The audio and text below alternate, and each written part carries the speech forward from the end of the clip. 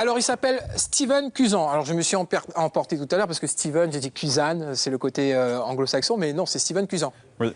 Voilà, et vous êtes donc porteur de projet Guyane et délégué Guyane du refuge. Exactement. Merci d'avoir accepté notre invitation. Vous revenez tout juste d'une réunion de délégués. Ça se passait à Paris concernant la situation et le bilan guyanais quant à l'homophobie. Avec des bonnes nouvelles, on en parlera tout à l'heure. Mais le refuge, proprement dit, qu'est-ce que c'est? Alors, le refuge, c'est une association nationale, loi 1901, qui est reconnue d'utilité publique par l'État. Et nos missions premières sont de venir en aide aux jeunes victimes d'homophobie ou de transphobie. Alors, la transphobie, on rappelle, l'homophobie, c'est la haine de l'homosexuel. La transphobie, c'est quoi? C'est la haine envers les personnes transsexuelles. Alors, transsexuel, c'est quoi? Donc, les personnes qui sont en changement d'identité ou qui ont déjà changé d'identité. Justement, ça peut être un homme qui est devenu une femme. Une femme qui devient un voilà. homme. D'accord, très bien. Et aujourd'hui, donc, il existe le refuge. Il est déjà bien implanté, il est déjà bien constitué? Alors, on a commencé notre projet au mois de juillet de l'année dernière. Ouais. Là, il est clôturé. On l'a déposé au refuge national qui doit maintenant valider notre projet et notre budget, justement, ces prochains jours, en conseil d'administration. D'accord, très bien. Alors, le refuge vient en aide aux jeunes, aux jeunes adultes, mais pas que. Les adultes peuvent venir vous voir aujourd'hui. Oui, le refuge de base accueille surtout les jeunes de 18 à 25 ans, Ouais. mais notre projet justement pour répondre aux particularités de la Guyane, du fait qu'il n'y a aucune structure de ce type qui est capable d'accompagner les jeunes, nous allons justement pouvoir accompagner et ne serait-ce qu'écouter au moins les personnes plus âgées Très bien. et plus jeunes. Alors, on a envie de dire, malheureusement, si le refuge s'installe en Guyane, ça veut dire que la situation est mauvaise, forcément, puisque vous êtes obligé d'être là et présent et intervenir.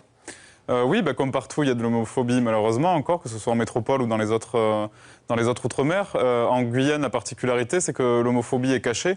Personne n'en parle. C'est un sujet qui est très, très tabou. Oui, on va dire hypocrite.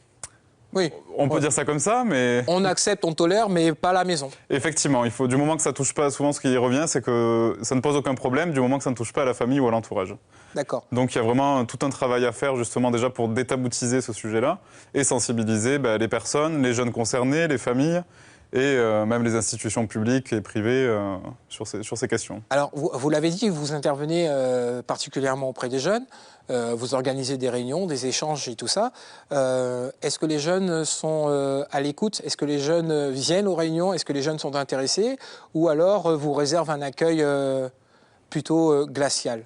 On fait des interventions en milieu scolaire, justement. On a commencé notamment au lycée Melchior. L'accueil est plutôt bien, ça reste une intervention en milieu scolaire. Après, le sujet est très très difficile à enclencher, les paroles sont difficiles à enclencher et on a un retour justement qui prouve que l'homophobie est bien présente. Quand on a un jeune de 16 ans qui nous écrit sur un bout de papier « les PD sont moins que des chiens, il faut tous les tuer un par un », effectivement on peut que constater qu'il y a vraiment tout un travail à faire sur la question. Ces jeunes prennent quand même le temps d'écrire, viennent discuter, échanger avec vous. Est-ce qu'à l'issue d'une réunion, on ne peut pas dire que les choses se font comme ça en un clin d'œil, mais est-ce qu'après une réunion, ils viennent et vous disent « voilà, honnêtement, j'ai un autre regard sur la situation ». Effectivement, oui, c'est aussi le but de nos interventions, c'est pas juste de faire un discours et de partir, c'est aussi de pouvoir échanger. Donc les gens qui sont tolérants échangent avec les moins tolérants et ainsi de suite.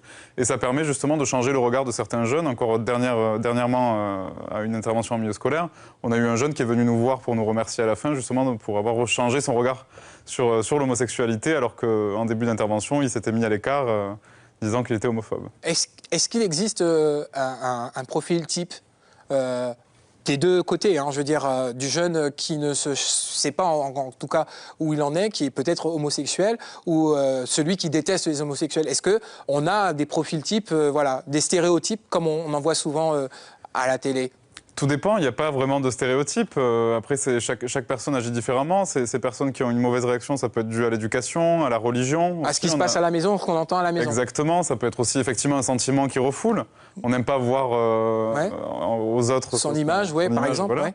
Donc effectivement, il y a plusieurs types. Après, on ne peut pas faire de généralité, comme notamment pour les homosexuels, où on essaye aussi de démonter les clichés qui bloquent le plus souvent auprès des jeunes. Et des Très bien, pour conclure, vous revenez avec une bonne nouvelle quand même de votre colloque à Paris. Quelle est-elle, cette bonne année? Oui, c'était des états belle généraux. Et bonne nouvelle. C'était les tout premiers états généraux sur les LGBT-phobies dans les départements d'outre-mer.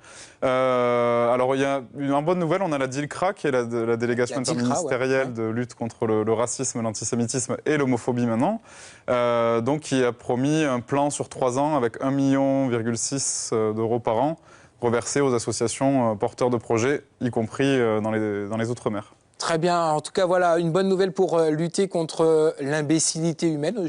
Oui, ça fait rien, même si je suis convoqué. Oui, l'imbécilité humaine. Steven Kuzan, merci d'avoir participé à l'émission. Vous revenez quand vous voulez pour communiquer ou nous annoncer des réunions, ne serait-ce que pour se grandir, y participer et échanger. Voilà, merci à vous d'être là, tout simplement. Il est temps pour nous bien de passer au sport avec Ironman et